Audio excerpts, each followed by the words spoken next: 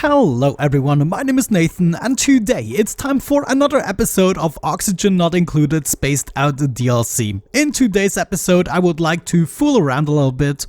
It's approximately 3 days until the update hits and we're going to restart a new world.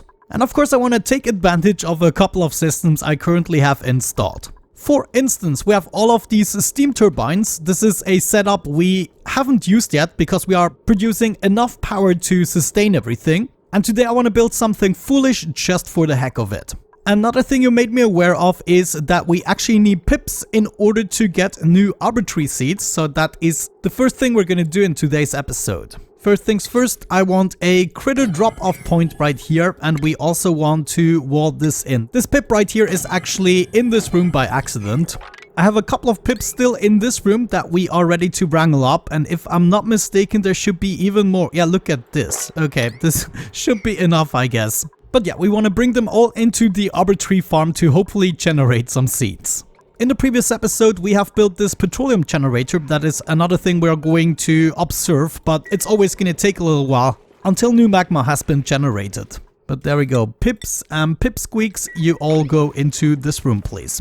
The doors are in place. Hopefully we will see some animals being wrangled up very soon and they will be brought over here. The foolish thing I want to take care of today is actually condensing the amount of space we need for our carbon dioxide.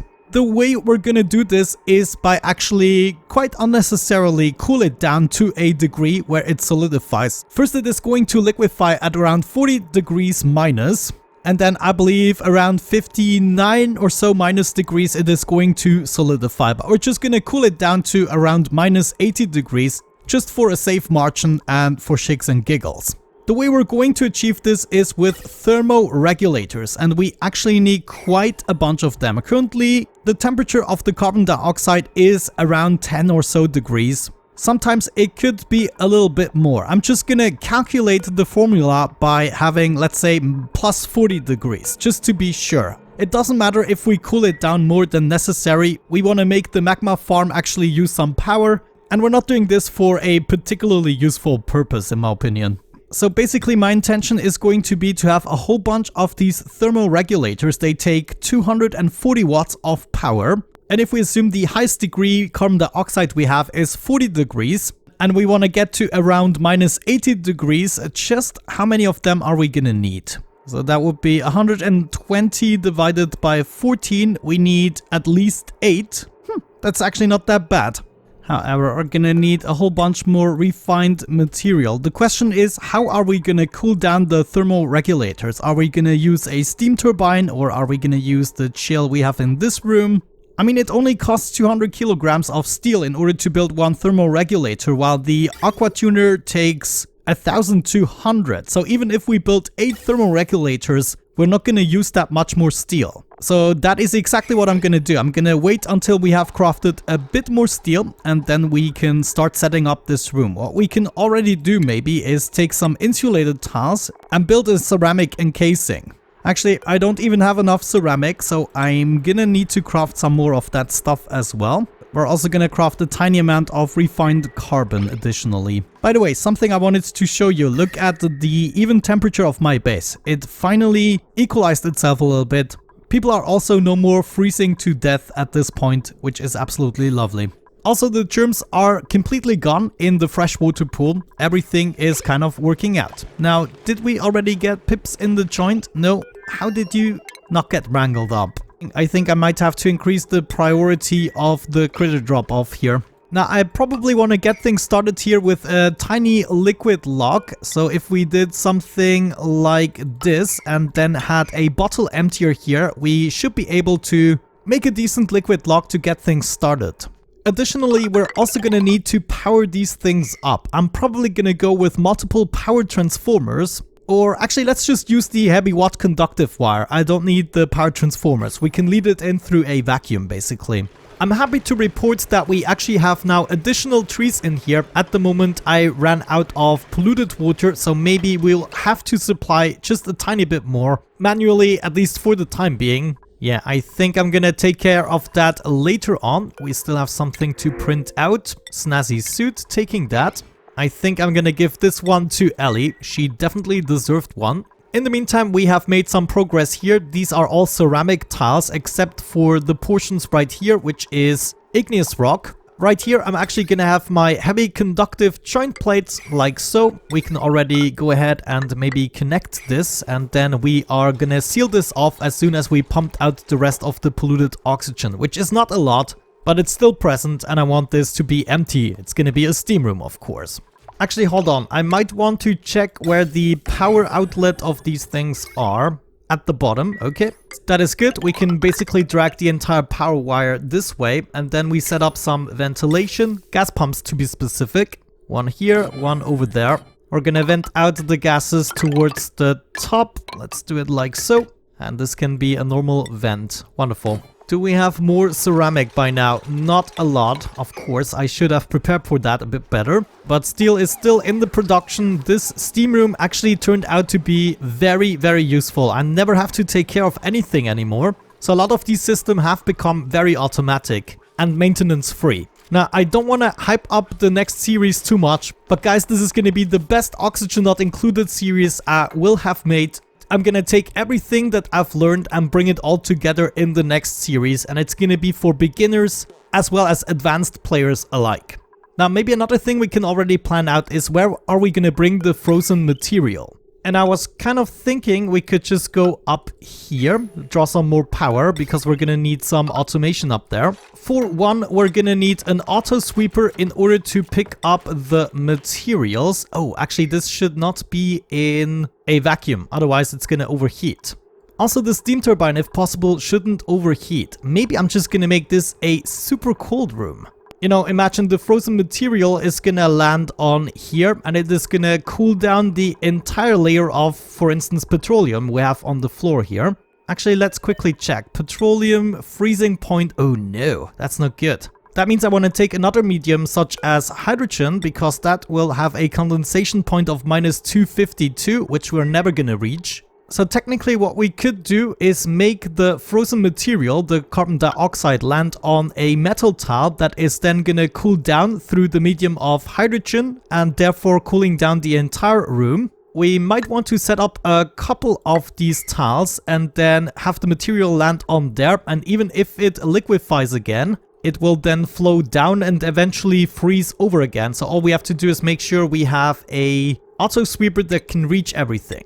So we could install the auto sweeper here. It's then gonna be brought over. Let me see, we need still space to get through there. But it will be brought over into its separate chamber. Let's say we want to, for instance, drop it here. And it's just gonna be out in the vacuum. So it's not gonna cool down anymore at all. Yeah, I think that might be a solid plan. Let's keep on building. Man, I shouldn't pause that frequently, but I always tend to pause, especially because it goes a little bit smoother. But yeah, we're gonna need to craft a lot more ceramic also for the future. Well, there's not much of a future to this base, but you know, we want to keep this dignified to the best of our abilities. This also means I'm gonna need a couple of drywalls in order to prevent stuff from getting out there. We actually don't need those. Am I gonna do this? Yeah, it's not gonna be a perfect height, but I don't really want to make this room larger than it needs to be. So we will end up with something like that. This is all going to be igneous rock. Just the steam room should be surrounded with ceramic tiles. It seems to be working again. As soon as we get a couple of branches, then the other trees can keep on growing. Even though this one here is at the moment clearly lacking the irrigation. Yeah, the flow isn't great enough for all the trees just yet. That is kind of a bummer. Another thing we should already be able to install is the conveyor loader. That is gonna go right there. And then we bring out the material right into this spot. Actually, this one here is good enough with a conveyor chute. Have another tile right here, and this is where the carbon dioxide is gonna rest on. If we observe this for a while, it should always be a vacuum. Actually, sometimes the gases are reaching this tile, so maybe that's not the best one. Maybe we should just go up one more block. I think I'm gonna do that. So instead, we're gonna bring this up and rest it on top of here. That's better. Actually, to make it an even build, I'm gonna do it on the other side. Okay, looks like we are at the next stage. The room has been vacuumed out completely. That means I'm gonna take apart the pump setup again. I already filled in the water for the future steam, of course.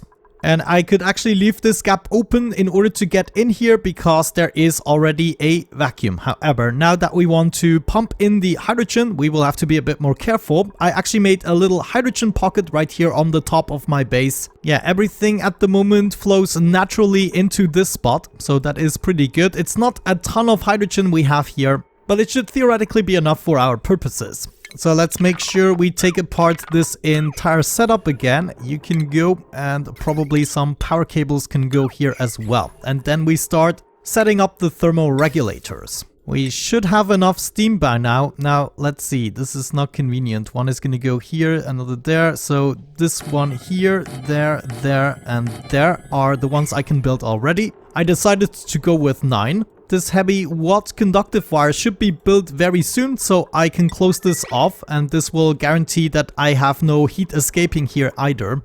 Oh, now that I think of it, it could be an issue here. Of course, this heavy watt joint plate is gonna be heated up by the steam room. Yeah, I think I'm just gonna take it apart, and instead we're gonna lead the power cable upstairs and actually lead it in from here. In this case, it is not going to matter at all because this is already a vacuum and we don't need to worry about heat transfer.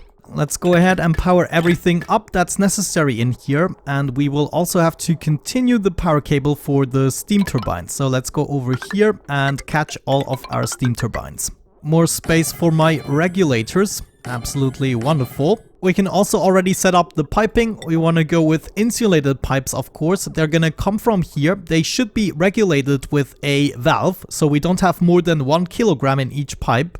And then we basically want to go from regulator to regulator. Now, I just see it might be more convenient for me to turn those around. Yeah, actually way more convenient. So you all should face this way, and then we can come in at this side, go out right here, and do this for each one. We don't need to check the temperatures in this case. I just want to get it as cold as possible, at least to the freezing point, if not more.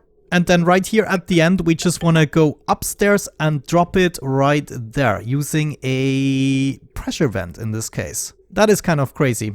I'm gonna complete my setup here with the metal tiles. We can take apart the drywall, this cable as well, and then we will be able to block this off. And we should now be able to complete this room. Wonderful.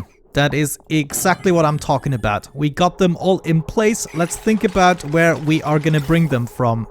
Possibly upstairs here. I might want to take these two guys apart. This way we can still reach all of the ladders, and I have the space for a valve. It's gonna be a gas valve, obviously.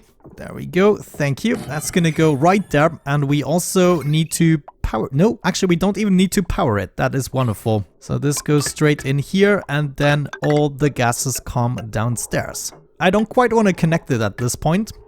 Looks like we ran out of food. That is another problem I do not really want to take care of. Maybe we are lucky. No, well, actually, we are lucky. Let's just cook up the eggs. You know, I really wonder what happened with my food sources. I'm gonna take apart a couple of creatures. We probably have too many grubs anyway, so let's kill off maybe 2 of those. We're also gonna cook up a couple of pip eggs. And then another thing we could do is take apart some of these fish guys. Tropical Paco, yes, I'm also gonna sacrifice you. I just noticed we have some more hydrogen in the upstairs room here, so we're also gonna take advantage of that. One more thing I would like to install here is a switch, so I can have a little bit of a control of the auto sweeper, since in the beginning we will have to cool this down much more. Actually, thinking about it, eventually we might want to exchange this with a pressure plate so that we can automate the process. So there should be another cable going through the switch. In the beginning, I'm going to do it manually to cool down the entire room. Then over time, we will do it automatically. We should also already set up our steam turbines. I believe 2 are going to be plenty. Naturally, we want some insulated piping going down here, bringing back the precious water into the steam room. Now that I swapped my thermal regulators, the power connector is actually in the way, so we will have to bring this upstairs instead. No problem. Alrighty, it is a couple of cycles later. We have almost completed the entire build. There's actually some other adjustment I had to make. Namely, I had to go in there and actually rebuild a lot of this stuff. I decided to go with a bunch of airflow tiles because I took pressure damage. And with this new setup, this is hopefully going to be prevented. Not 100% sure, but we are going to certainly try it. However, I just closed off everything. This is still a vacuum. I already prepared the pipe that is going to contain the hydrogen. So pump right here. I got myself a little filter and now we are gonna pump this in here. So this room is gonna be all filled up with the hydrogen. I wonder if I should maybe have made another tile up here. That maybe would have been wise, but I think we can just risk it. The thing about state changes within pipes, if you didn't know, the pipes will take damage as soon as a liquid goes to a solid or a gas goes to a liquid. The way you can prevent this from happening is only by allowing 10% or less going through the pipe. So by setting this to 100 grams per second, we should be good. Just to be sure, I'm gonna do 99 grams per second. I know it is going to be small, but this build is for shits and giggles anyways. But yeah, now we're just gonna fill this up with hydrogen. We can potentially already leave this running. Yeah, let's actually go ahead and close this off. I'm gonna take some more ceramic tiles and finish this room. I think at this point we can just go ahead and risk it. I should be able to connect this and then we will have those packets incoming. Okay, this first one is a little bit of a bummer. Fortunately enough, I just made a save game, so I know how to fix that. I'm gonna be right back. There we go, everything fixed. Now I just need somebody to build this cable so I don't waste all of my carbon dioxide. But yeah, now we're only getting the 99 gram packets as of this point. There, we can close this again and we should be able to connect. Oh no, actually I have to close it as it is running because right now we have an accumulation again. So we're first gonna connect this pipe. And this should now work if I shut this off right there. Wonderful. Now we should have all these packets going through. And yeah, contents of carbon dioxide is at minus 97 degrees. So why don't we see anything accumulating here? Ah, of course. So the first few packets that are going through are being heated up immediately. Yeah, maybe if we are lucky, we can get this under control. Yeah, looks like the hydrogen was just a tad too toasty for this. And of course carbon dioxide doesn't have as much of a heat capacity. Also the first packet still damaged all of my thermoregulators, but right now they seem to be working. So generally it's working. Maybe I sent a too large packet still through the pipe. You know, maybe we didn't even need the hydrogen in here. We could just use the carbon dioxide in general. But I think it's more safe this way anyways.